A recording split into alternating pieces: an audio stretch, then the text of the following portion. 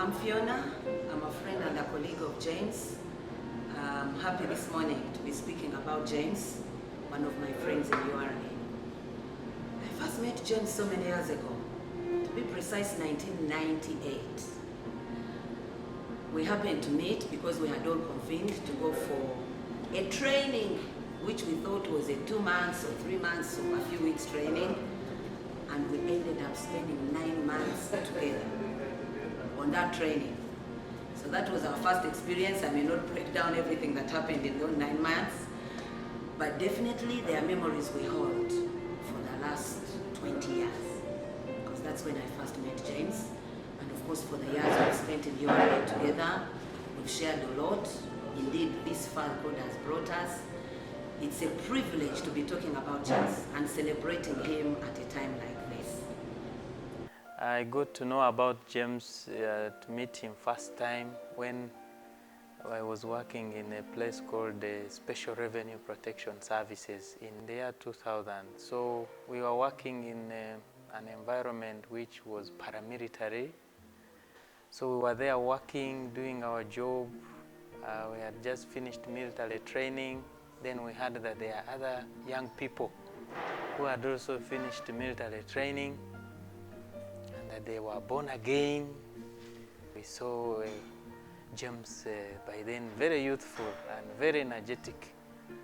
He was a very firm commissioner.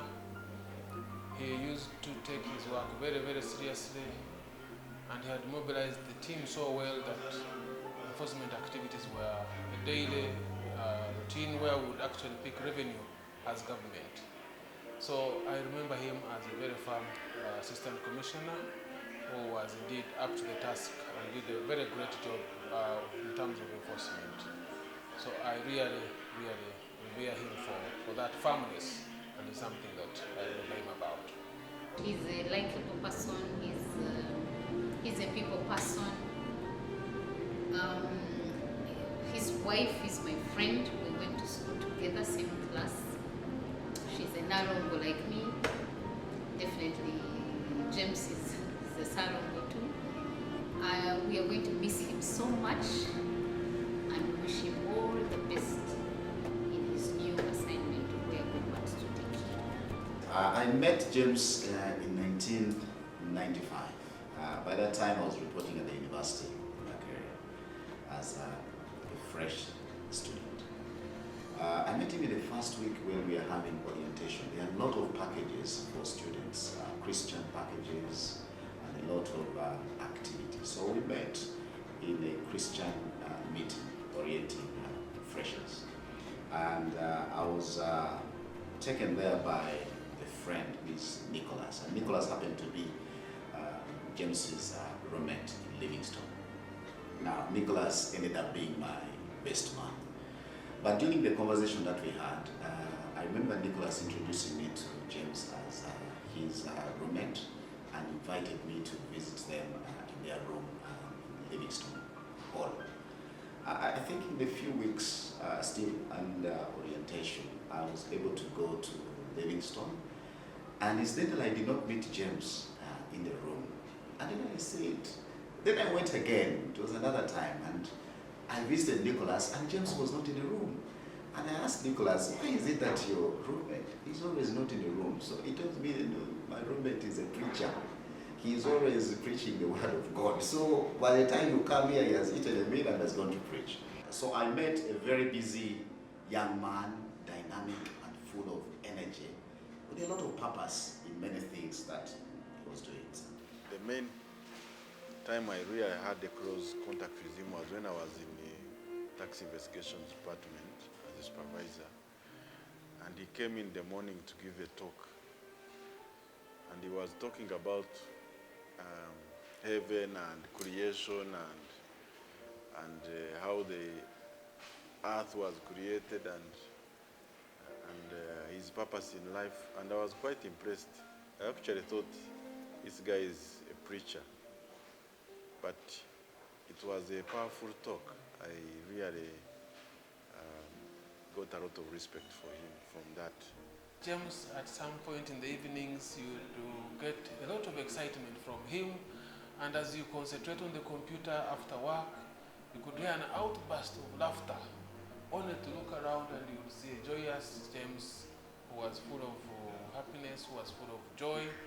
And whatever he would feel, especially when they come back from, say, Parliament would give them challenges, but whenever he would come back after recalling the incidents or the questions that had been asked in Parliament, and he would feel very happy sharing those experiences with us. James is a unique character in that he's a man who is frank, he's very honest, and he's truthful. At his level, you know, he has led a modest life, a simple life. I even recall in those days when he used to walk to work, and he would, you know, he would be contented with that. And he's not a man who is, you think is, you know, is so affluent, and you know, so he's just, you know, himself. So I've seen his life for quite all the years I've lived with him. So when I speak about him in terms of how he stands out, I speak about a person I've known personally. And also he's a friend, you know. He has visited my home, I've visited his home. We've shared a lot in common with him. Teamwork, James is a team player. We have worked together for a long time. The last 4 years I've been his team leader. Previously we were colleagues when I was Assistant Commissioner Audit. Really, we worked as a team. I've never felt not having him on the team. And I will miss him, there's no doubt. I think I've known James as a person of integrity ever since we joined the campus. Whatever I will tell you in the morning is what he will say in the afternoon, it's what he will say in the evening, and it is what he will tell you when you just woke him up. He does not change with the weather like other colleagues and counterparts. He speaks his mind and he speaks his heart. And in fact, that virtue has helped us a lot learn from him, because without honesty, you cannot trust people. James is a very honest man, honest to his family, honest at his place of work, and to the people he's dealing with. James was always known for being very passionate. In the morning, he would wake up and call people to pray. He would always be there, wants to preach the gospel, and they would actually punish him several times for disorganizing us with his gospel always. And he would go on and preach to many of the people who were always in the camp. James is a very honest man. He's a man of integrity. James loves books. He likes reading so much. He makes a lot of jokes. And I'm very sure senior management will really miss him in his funny jokes. The most recent one is like when we've been having field trips, James will always make us laugh. And sometimes in the night, he's not a night person, he will disappear. He'll disappear from us and go away. But the recent moment is that when we were in Mombasa, James wanted to go away because the previous day he had been in his room, he was reading. He likes praying and reading in the evenings. So Mr. Katish was like, no, this time, James, you have to socialize. So he got hold of his key, his room key. The man suffered. It was past midnight, that's when they gave him the key.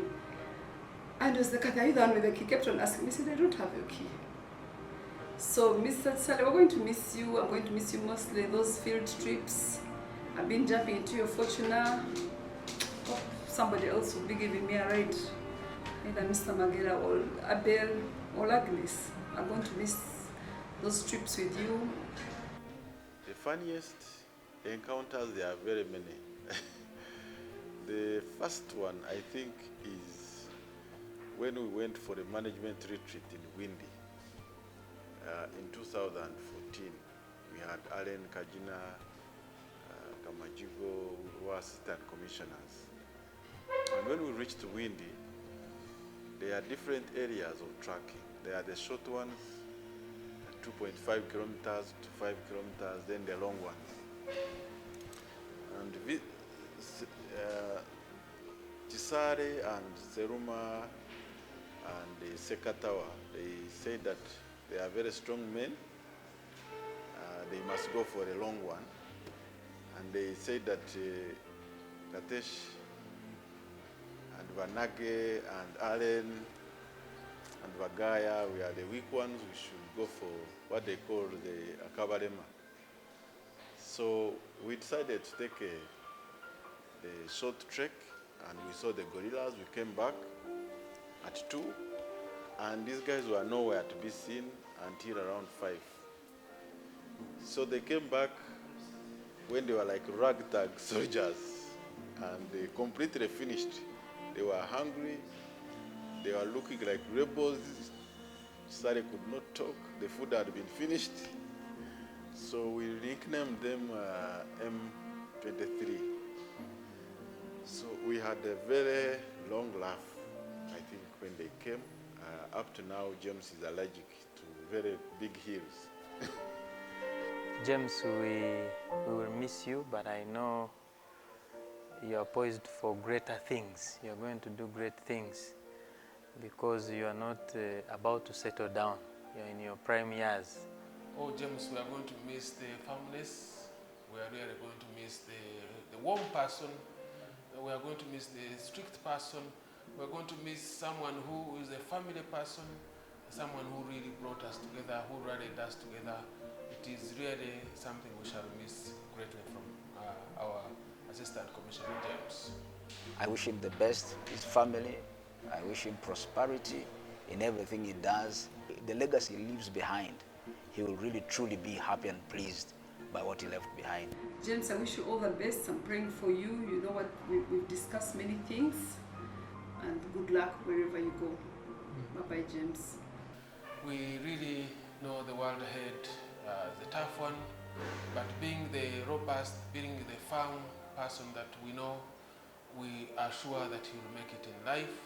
We are sure that the next assignment he's going to get, he will do it and execute it very well the way he did with URA. We surely wish him the best of luck. James, all the best. You are a firm believer in God, and we are sure God is going to be your guide in your next assignment. Be blessed and God bless you. Lastly, we celebrate you. You gave all your youthful years to URA. Thank you for giving it your best. Thank you for the hard work.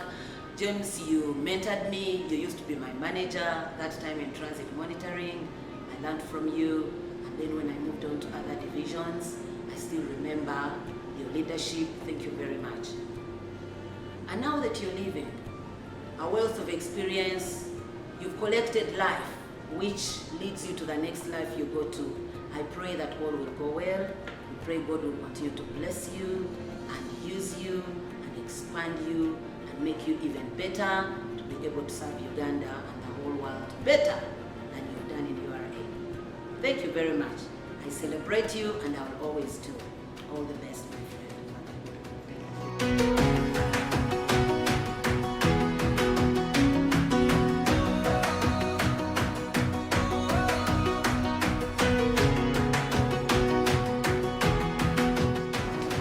Yeah, it is exciting, at the same time sad, to talk about James, who is departing from the organization. As a team, the Sankara family, when we joined in 2008, and then went for visitor training and then came back, we were welcomed and ushered into the organization, and James Kisaale was one of the leaders. A team of over 70 people. We went through that training, which was hard, but James understood us, and he understood the emotions we went through, and he became our first mentor, and he cultured us into the customs business. And I know many members in Sankara will testify that they have come to you, you have guided them, you have talked to them, you have mentored them, you have supported them where possible, and you have disciplined them where possible. Why not? So it is so heartening, but it is something very joyous that we had an opportunity to serve under you, Mr. James Kisaale. At the time you were the assistant commission enforcement, and we feel that we shall miss you, but we picked key lessons from you. Wish you the best, very memorable, that we know we shall always meet you and you always give us that elderly counsel that we're always involved in. One thing about Mr. Kisaale is that every time he would visit your workstation, he would always raise the two issues of being honest and integrity. If you're going to move around and give him a wrong rumor, be sure whoever you're talking about, you call him and tell him the same. and that helped us to learn to be straight. Yes. If you have a problem with your brother or sister, tell them, don't try to move around spreading a rumor. I thank James for that. It has made us better people and better leaders. As Sankara now, we have a good number of leaders and so many other aspiring leaders. Just like the Bible says about Jesus, he knows his sheep. So everywhere James is, when he was SC enforcement, he knew all his officers, whatever they would be. He's one person who comes to a station and he would mention each person by name and did not makes you feel a sense of belonging. At times if a commissioner not named by name. James is always punctual. I trust every one of us remembers James for having kept time. Whether it was for a meeting, he would always be in time. James would always be here by 6. And he taught me that, by the way. I learned it from James. I would always try to beat him. He would be here by 6:30. I would make sure I'm here by 6, maybe 30. He would always find me here. If he called for a meeting at 8 and you came at 9, you would find him waiting for you in office. He would make sure he's always there before the meeting starts. It was very, very good. And it has taught me up now that when you have anything to do, please give it your best. Besides his tight schedules, James will always create time for God. He goes for overnights, he goes for sermons, he will always create time for God. And I think it is one of the reasons that have shaped his journey all through, that has made him successful today. And I believe even where he's heading, given his faith, his path is clear. I must say, as a group, we were humbled because after our first deployments, James played an important role in ensuring that we were all stable. We had the issues, after the military training, adjusting, and I remember our first postings were up country. And in my particular case, I was posted to Pakwach. I actually arrived in Pakwach, there was no house. At that time, the LRA was just ending. It was a bit traumatizing because some of us, when they gave us those deployments, we actually requested that please change them. But you see, because of James, he sat us down, counseled us, and we went and worked. And whenever you were at that station, he would endeavor to call you, to check on you. It was such a humbling experience to see that an SC calls you and checks on you and says, Moses, how are you? How are you doing? So we must say we are grateful. He's one person who has been passionate about leadership and education. He actually emphasized that each and every member of this family, all our colleagues, should grow in terms of leadership. He emphasized that we should do a lot of reading, a lot of training, and I must say, as you can see, our colleagues, they have all managed to at least get a step higher. And also we still think that some of us will still be able to make it, even when he's not around or even when he has left. We shall be able to give him that feedback. So we are grateful because we had the opportunity to work with you, James. You pushed us, and I must say, like Alfred said, is one person who would visit you at home to ensure that because you always believed that once you're stable at the family level, then when you're doing your work, you're stable. He managed to visit, I think, almost half of the team's homes. He would personally go there. He personally knew my wife and children, and he would even, whenever I would meet, he would ask me how is patience. So that is the kind of gentleman that we are going to miss. But all the same, all that said, I know you have inspired many of us. We are looking up to you, and I know we are going to achieve greater things. And we pray that wherever you're going, God blesses you and protects you. And let us keep in touch. As the Bible says in Ecclesiastes chapter 3, I know you're a good Bible reader, there is time for everything. So, time for you to join URA was 20 years back, 99. You are now leaving URA. You also joined, we shall leave URA. But we should be friends forever. I'm lucky because I know your roots, I know your home, I know Mai is a good friend of mine. So there is no way we can fail to be in touch. Even if I fail to get your room for Mai is my good friend. And I know even Moses is lucky. Moses knows Mai. So Mai is a good friend of mine, and I'm sure I ask you, Peter, where is Peter these days? Because I usually call her. So we are good friends. So James, a lot has been said about you. And if we are given opportunity, all of us, Sankara and friends of Sankara, talk good about you, we cannot end. Above all this, at a personal level, I want to say thank you, because you really humbled me when I had my accident. I had an accident in 2015. I had to go through an operation, but you're one person who checked on me I don't know how many times. You would come and check on me at 6 a.m., 6:30 in the hospital, and I'm wondering, what time does this man wake up? I'm still struggling with the medicine in my head. Then, you know, you've already come to check on me, you prayed with me, you came and checked on me when I went back home. The family is forever indebted for the compassion and for standing with us. I truly treasure the gift that God gave me to meet you and to get to know you, and I believe this is something that we celebrate as a team.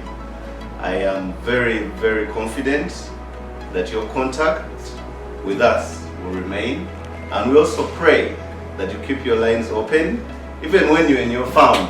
We still will organize ourselves at some point. Come and slaughter one of your goats. So thank you very much. Congratulations. You ran a good race with a nice clean slate, and that is why today we are celebrating the milestones that you achieved while with us in Uganda Revenue Authority. Congratulations. Thank you very much. The leadership that you have inspired into us, the influence of honesty, doing things in good faith, a father, a mentor, a coach. We really appreciate you for mentoring us, and we know that wherever you are going, God will bless you. But as a family, we want to recall one song and sing for you.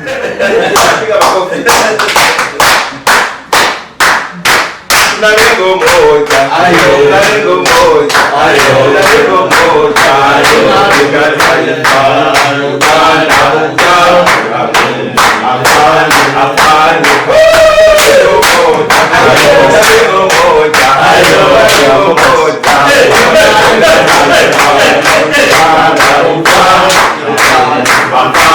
apani, kazi.